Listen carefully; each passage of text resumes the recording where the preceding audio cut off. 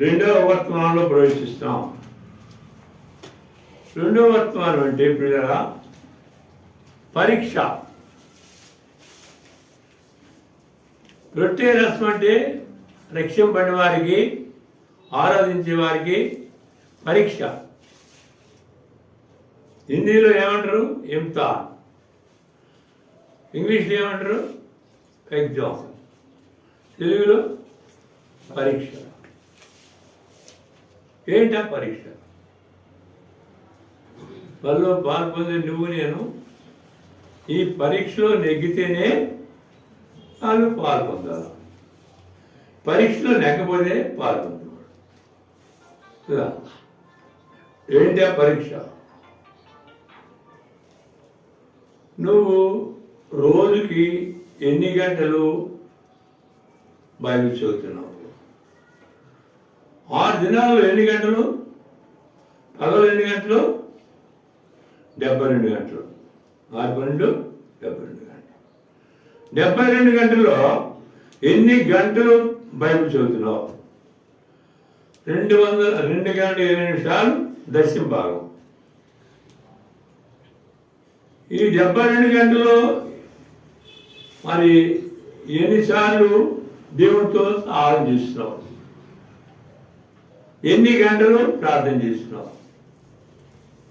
ఎవరికైనా నువ్వు రక్షింపబడిన దానివైతే, రక్షింపబడిన వాడు అయితే బయటికి వెళ్ళినప్పుడు ఎవరికైనా యేసు ప్రభువుని సువార్త చెబుతున్నావా? ఈ పరీక్ష. ఈ పరీక్షలో నువ్వేదైనా తప్పితే,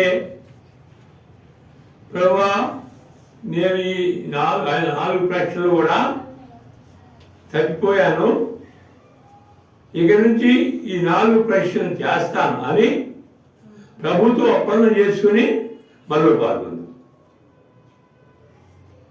బైబిల్ చదువుతాను నువ్వా, ప్రార్థన చేస్తాను నువ్వా, సువార్త పఠిస్తాను నువ్వా అని నువ్వు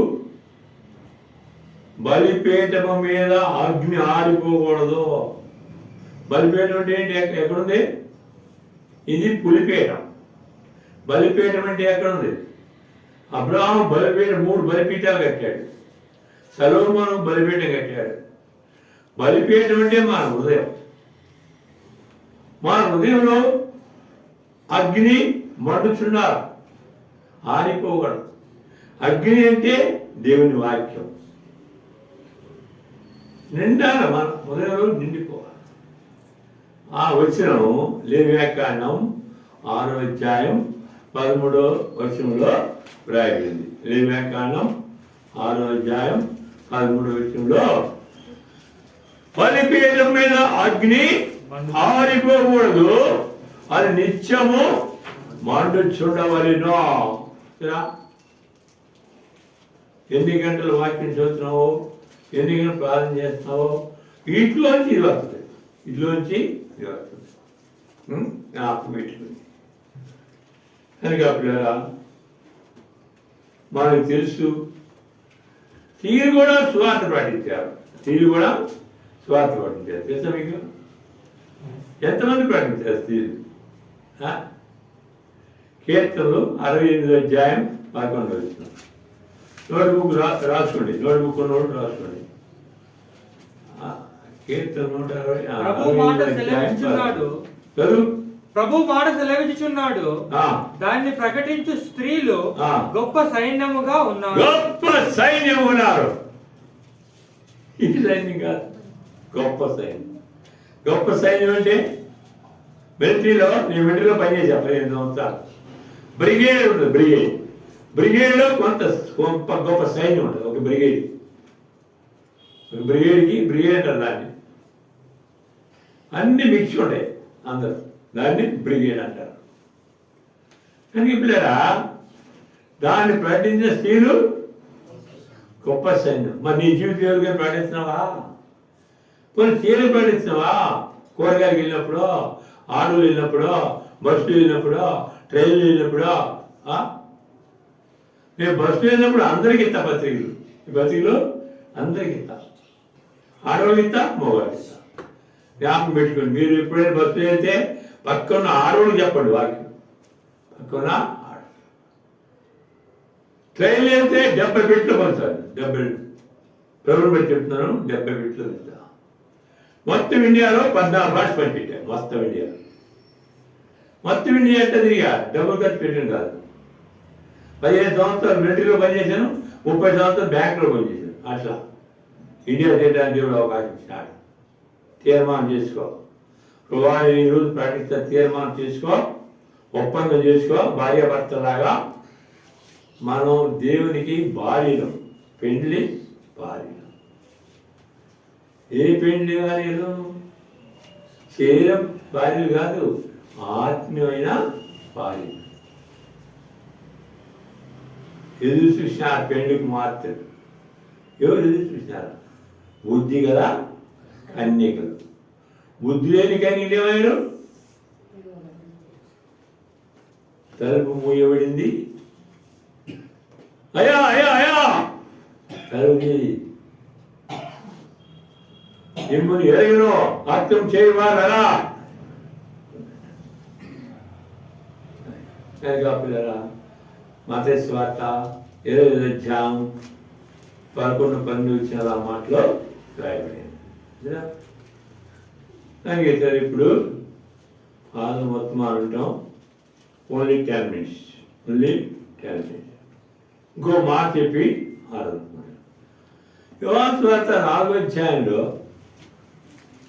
ఆ యజమాని చదివితే ప్రభువు యేసుక్రీస్తు వారు ఈ భూలోకంలో ప్రయాణం చేసినాడు. ఎట్లా ప్రయాణం చేసినాడు? ఆయన ఏ వాహనం లేదు, నడుచుకుంటూనే సువార్త ప్రకటించినాడు కదా. అప్పుడు ఆ టైంలో సమరయ పట్టణం మీదకి వెళ్ళవలసి వచ్చింది. ఆయన సమరయ గ్రామం మీదకి వెళ్ళాలి. ఆ సమరయ గ్రామాన్ని మీదకి ఎందుకు వెళ్ళాల్సి వచ్చింది? అక్కడ ఎవరున్నారు? పాపంలో జీవించే చెప్పు స్త్రీ. ఎంతమందితో కాపురం చేస్తుంది? 5గురితో కాపురం చేస్తుంది. ఆమె నీళ్ళకి బావి దగ్గరికి 12 గంటలకు వస్తుంది. 12 గంటలకు ఎవరైనా వస్తారా? ఉదయం వస్తారు. మరి 12 గంటలకు ఎందుకు వస్తుంది? పొద్దున్నే దీని మొహం చూసేవారని దెప్పుతారని 12 గంటలకు ఒంటరిగా వస్తుంది.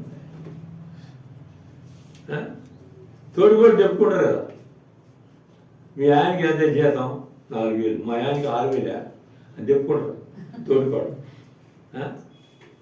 అలా దెప్పుతారని ఆ దెప్పుడు మాట పడలేక ఒంటరిగా మధ్యాహ్నం 12 గంటలకి అధ్యాయం చదువుకుంటారు. ఇంటికిలాగా ఎవరు 4 వచ్చి ఏం చేస్తుంది? యేసుక్రీస్తు వారు ఆమె జీవితాన్ని మార్చాలని, ఆమె బ్రతుకు మార్చాలని, ఆ విచారం తప్పించాలని మండు జన్మలో యేసుక్రీస్తు వారు ఆ బావి ఎత్తుకొచ్చినాడు. ఆమె నీళ్ళు చేతుకుంటుంది. 9వ వచనంలో 7వ వచనంలో ఆయన నాకు దాహం అడిగాడు స్త్రీని. అడిగితే ఏమన్నా 9వ వచనంలో మేము సమరయులము, మీరు యూదులు. సమర యూదులతో సాంగత్యం చేయాలన్నాడు. సాంగత్యం అంటే ఏంటి? సహవాసం. మరి మనం ఎవరితో సహాయం చేయకూడదు? అన్యులతో, విగ్రహారాధులతో. మనం మా బంధువులు విగ్రహారాధులే. నేను ఆ గొంపలకి ఎప్పుడైనా గొంపలకి చచ్చిపోయాను, వాళ్ళు చచ్చిపోయాను. ఉంటే ఎట్టను, లేకపోతే అట్టను. మా చెల్లి చచ్చిపోయింది ఎలా? మా చిన్నాన్న చచ్చిపోయి ఎలా? కనుక పిల్లరా ఉంటే ప్రభు తట్టుండు, లేకపోతే లేకపోతే అటు ఇటుగా ఉంటే అవుతావు, పడిపోతావు. ఆ స్త్రీ ప్రభుతో మాట్లాడు, ప్రభు మాట్లాడాడు. అది తన కూడా ఇంటికినాగా తన 20 రోజులు ఏం చేస్తుంది ఆ స్త్రీ? ఆ స్త్రీ కొండ తెచ్చింది నీళ్లు చదువుకోవడానికి. ఎవరికి? ఈ రామనగర్. రామనగర్ ఎలపలున్న స్థలంలో గుడి చేసుకొని 5గురితో కాపురం చేస్తుంది. అయితే 28 వచ్చేసరికి ఆమె ఏమిస్తుందంటే ఆ కొండ విడిచిపెట్టింది. ఇడిచిపెట్టేది కొండ ఇడిచిపెట్టి ఏమైంది?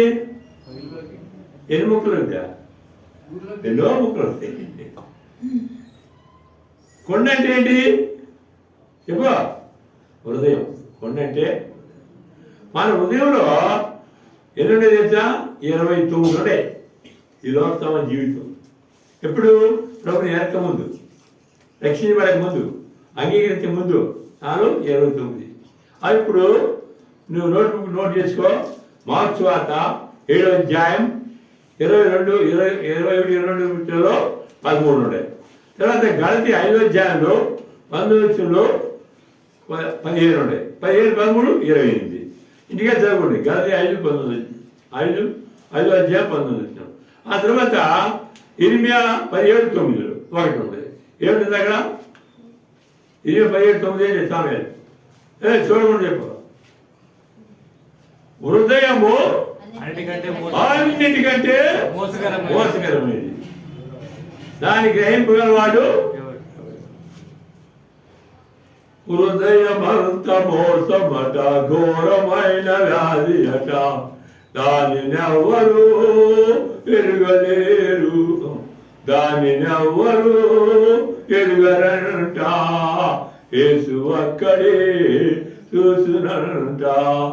యేసునొద్దకొచ్చి దాన్ని శుద్ధి చేసుకోరన్నా, యేసునొద్దకొచ్చి దాన్ని శుద్ధి చేసుకో అక్క.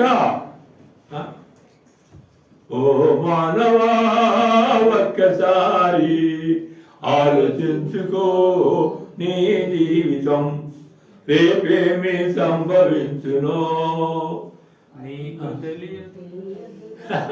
నీకు తెలియదురా ఓ మానవా. ఫస్ట్లో ఎరిమానం పెట్టాడు. ఎరిమానం అంటే కొడతారని గజాలను ఓ మానం పెట్టాడు. ఎరిమానం అంటే అరే ఏమో నువ్వు ఎరుడు గడాడుతున్నాడు కావచ్చు. సరే రండి. మాట కొరింథీయులు అపోస్తలుడు రాసిన మాట పత్రిక 11వ అధ్యాయం.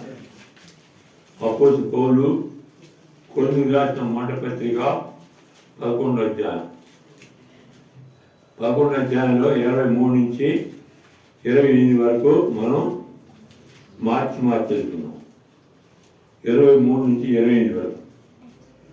నేను మీకు అప్పగిన దాన్ని ప్రభువున పొందిని, ప్రభు రాత్రి రొట్టెని చెల్లించి దాన్ని గురించి ఇది మీ కొరకే నా శరీరము, నన్ను జ్ఞాపకము చేసుకోవడానికి దీన్ని చేయడం చెప్పాను. ఆ ప్రకారం భోజనం చేయడం ఆయన పాత్ర ఎత్తుకుని, ఈ పాత్ర రక్తమాన ప్రతి నిబంధన మీ దీనిలో త్రాగినప్పుడల్లా నన్ను జ్ఞాపకం చేసుకుని దీన్ని చేయడని చెప్పాను. పాత్రను త్రాగినప్పుడల్లా ప్రభువు కాబట్టి ఎవడు అయోగ్యమో ప్రభు యొక్క రొట్టె తినో, లేక ఆయన పాత్రను త్రాగను చదవండి. అప్పుడు ఏం చదవండి. కాబట్టి ప్రతి మనుషుడు తను తాను పరీక్షించుకునేవాళ్ళు అలాగ చేసి ఆ రొట్టె తిని ఆ పాత్ర నుండి త్రాగవలను. ఎందువల్లనే మీరు అనేకులు బలహీనులు, చాలా మంది ఏం చేస్తారు? నిద్రించున్నారు. కనుక పిల్లల మా తండ్రి చదివిన బాగా దీన్ని సాక్షించని మాతో మాట్లాడు కొన్ని నిమిషాలు చేసిన ప్రశ్న. ఇక్కడ పౌలు ఏం చెప్తున్నా అంటే ఈ యొక్క రొట్టె రసం గురించి ఇది నా సొంతంగా చేసింది కాదు. ఏమంటే ఏమన్నాడు? ఎరుములో ప్రభు వలన పొందితిని. ఈ రొట్టె రసం ప్రభు వలన పొందితిని. ఏం చేయాలి ప్రభు? అప్పటి రాత్రి ఒక రెట్టె ఎత్తుకొని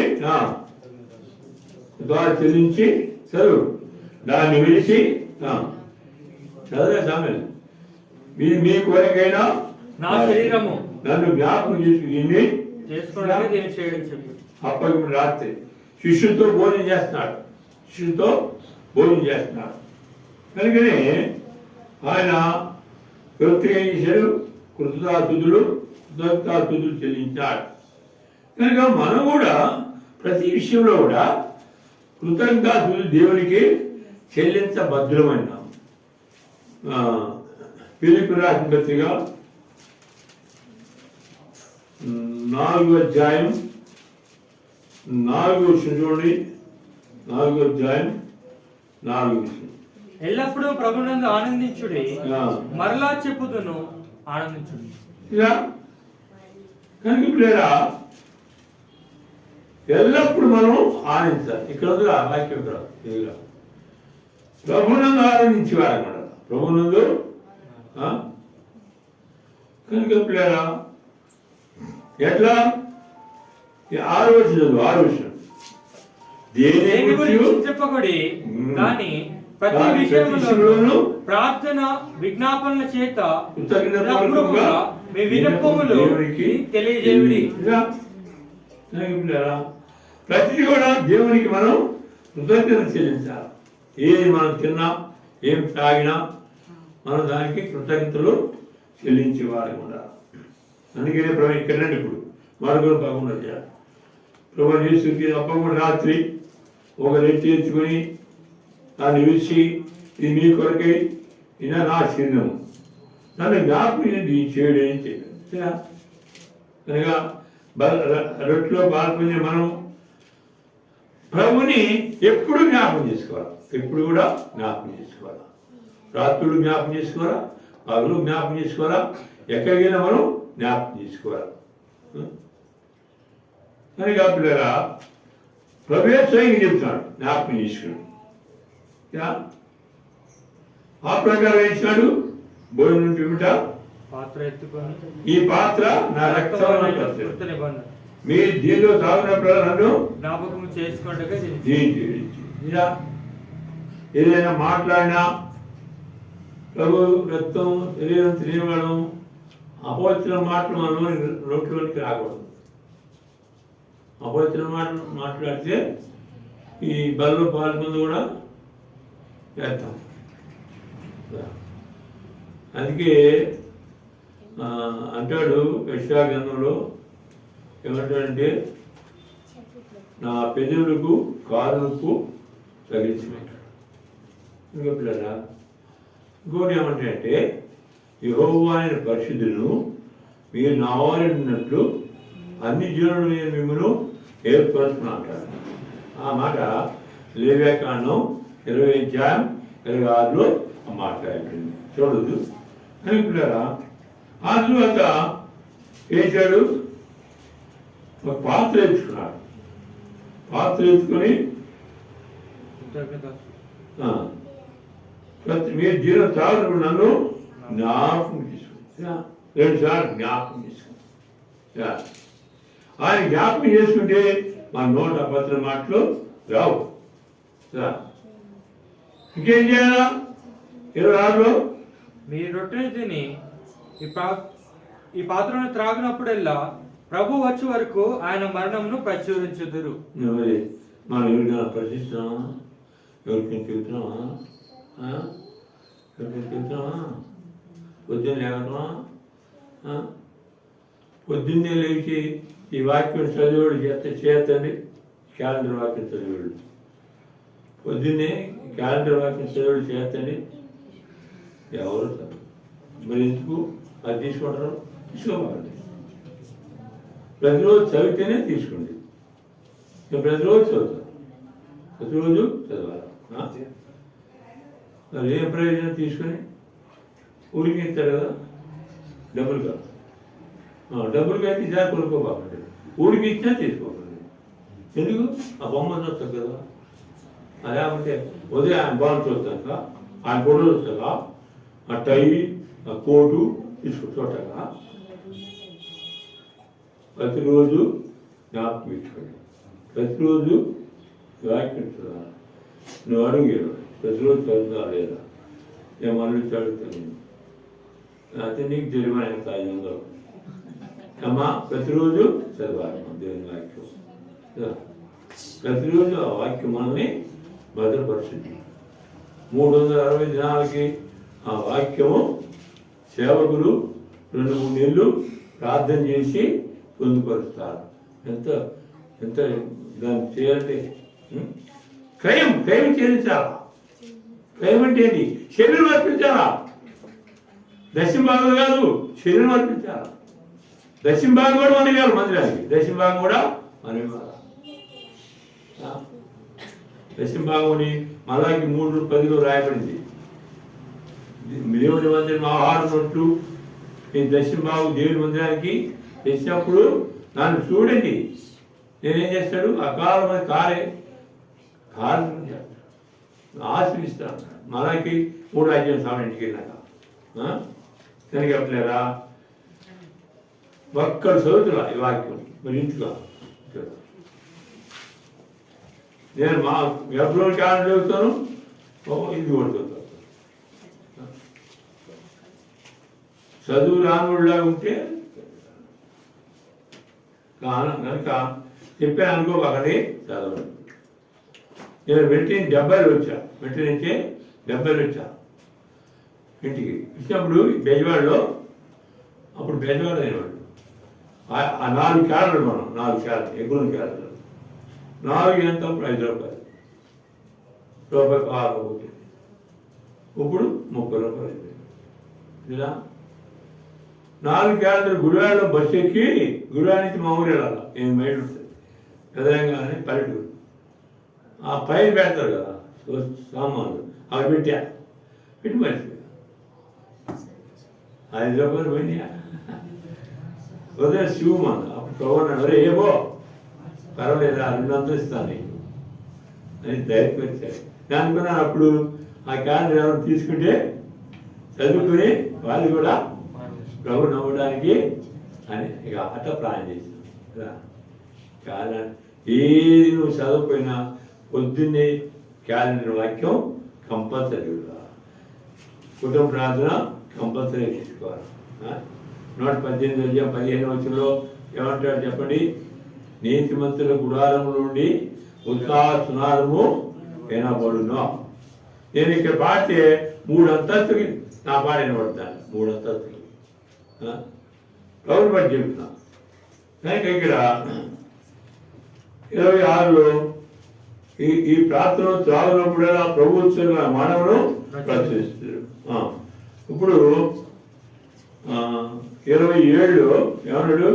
కాబట్టి ఎవరు అయోగ్యంగా ప్రభు తిన్నో లేక వారు ప్రభు యొక్క వారు అన్నాం. శరీరం గురించి రక్తం గురించి నిరపరాధి. అపరాధి, దోషి. నిర్దోషి కాదు, దోషి. గ్రహించండి, ఈ నా మాటలు కాదు, దేవుని వాక్యం. ఖండించాలి, కత్తిచ్చాలి. 2 అంచుల ఖడ్గం బైబిల్ అంటే 2 పక్కన ఉంటుంది. కనుక ఖడ్గానికి భయపడాలి. మనం ఖడ్గానికి భయపడాలి. ఇచ్చమైన లోకానికి కాదు, ఖడ్గానికి భయపడాలి. కనుక పిల్లరా 28లో ఏమంటాడు? ప్రతి మనుషుడు కాదు, ప్రతి మనుషుడు తను తాను నీ బ్రతుకు నా బ్రతుకు ఎలా ఉందో ఎప్పుడైతే సోమవారం నుండి శనివారం వరకు మన బ్రతుకు వ్యక్తిగతంగా ఎలా ఉందో పరీక్షించుకోవాలి. మనం పరీక్షించుకొని ఏం చేయాలా?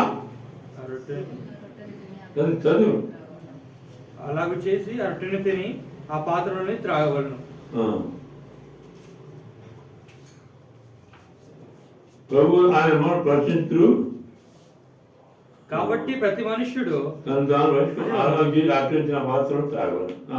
ప్రభు శరీరం నివేచింపక, ఇది ప్రభు శరీరం కాదులే, కొబ్బరి ముక్కలే అని తీసుకున్నాం అనుకో. ఇది కొబ్బరి ముక్క కాదు. నేను 6 సంవత్సరాలు విజయవాడ కొండ మీద జాతికి ప్రతి వారం కొబ్బరి ఒకటి దాని కాళ్ళకాడు బొట్టు పెట్టుకున్నాడు. ఆ ఒక్క కొబ్బరి చెప్పు ఇచ్చేవాడు. బ్యాగ్నోడు ఒకడాడు తీసుకునేవాడు. ఆ కొబ్బరి చెప్పి 40 ముక్కలు చేసేవాడు. మళ్ళీ దానికాడ కాళ్ళకాడు పుట్ట కుంకుమ తీసేవాడిని. ఇంటి పక్కన అందరూ పెట్టేవాడిని. ఆ 40 ముక్కలు ఆ మెట్లు పంచుకుంటా వచ్చాడు. అలాంటి దౌర్భాగ్యం, అలాంటి గుడ్డివాణి. ఇంకా మనం పరీక్షించుకోవాలి.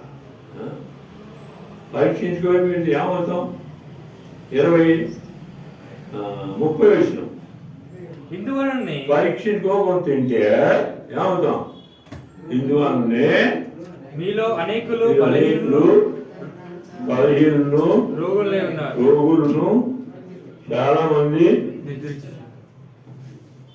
దేనిలో బలహీనం? మనం దేనిలో బలహీనం? ఆత్మలో. శరీరంలో మూడు గిన్నెలు తింటే ఇలా మూడు గిన్నెలు తింటాం. వర్షం వస్తే పొగోడు చేసుకుంటాం, కాఫీ తాగుతాం, టీవీ తాగుతాం, అంతా తింటాం. శరీరం బలంగా ఉంటుంది, ఆత్మ బలహీనత. ఆత్మ బలహీనత. అందుకే యేసు ప్రభువారు మాట చెప్తాడు. మీరు ఆ మాట చదువుకొని మీకు ఫలితం అంటే ఇది తీసుకెళ్ళండి, మా ఇంట్లో ఉన్న సామెత పంపిస్తాయి సార్. సామెత కొన్ని పంపిస్తాను. 5 రకాలు ఉన్నాయి మా ఇంట్లో, పంపిస్తాను. భక్తిగా సాగుడు ఫ్రీగా ఇస్తాం, పంచుకోడు. ఒక మాట చదువుకుని మనం మత్తయి సువార్త 26వ అధ్యాయం. 26వ అధ్యాయం మత్తయి సువార్తలో ఏమంటాడంటే, శిష్యులతో చెబుతాడు ఓ మాట. యేసు వారు శిష్యులతో మాట చెప్తాడు. 42వ వచనం. మరలా 2వ మాట వెళ్ళి, నా తండ్రి, నేను దీనిని త్రాగితేనే గాని ఇది నా అర్థం నుండి తొలగిపోవట సాధ్యం కాని ఎడలా నీ చిత్తమే సిద్ధించును గాక అని ప్రార్థించి. ఆ విధంగా ఇక్కడ ఏమంటాడంటే శిష్యులతో మాట చెప్తాడు.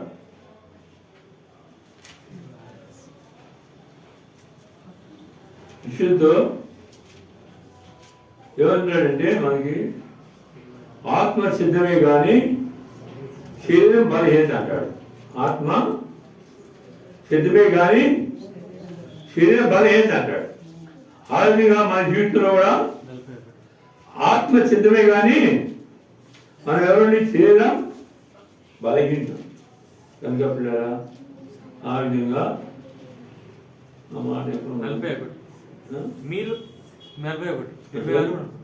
మీరు శోధనలో ప్రవేశింపబడినట్లు మెలకుగా ఉండి ప్రార్థన చేయుడి. ఆత్మ సిద్ధమే గాని శరీరం బలహీనమని పేరు. 41 26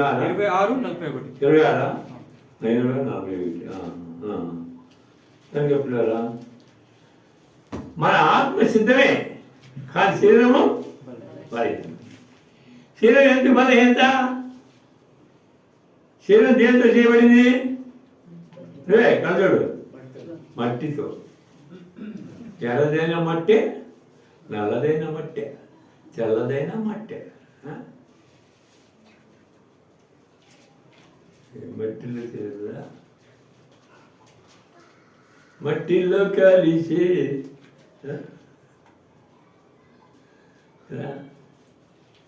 మన మట్టి అంతా కొంతమంది నేనంతే అడుగున్నాను అంటూ అనుకుంటారు కదా. కొంతమంది నేను నల్లగున్నానా అంటుంటారు. నల్లగుంటే పరమగీతాలు ఏమంటుంది సులుమతి? నేను నల్లని దాన్నని అనుకోవద్దు. నా అన్నదమ్ములు మేకలు కేటాయి నన్ను ఎండలో బట్టి పంపించారు, అందుకే ఎండను బట్టి నల్లదా అంటారు. నల్లగా ఉండే నేను అందంగానే ఉన్నా అంటాడు. కానీ ప్రభులో మనందరం ఒకటే, కనుక ప్రభువుకి మనందరం కావాల్సిన వారే. కనుక పిల్లరా, ఒక చిన్న మాట చెప్పి ముగిచేనా. ఒక నర్సు ఉద్యోగం చేస్తుంది. ఆ ఇంట్లో ఒక అద్దం పెట్టుకుంటాడు. అద్దం పెట్టుకొని తిరుగుడు కుర్చీ ఉంటుంది, ఆ తిరుగుడు కుర్చీ, తిరుగుడు చైర్,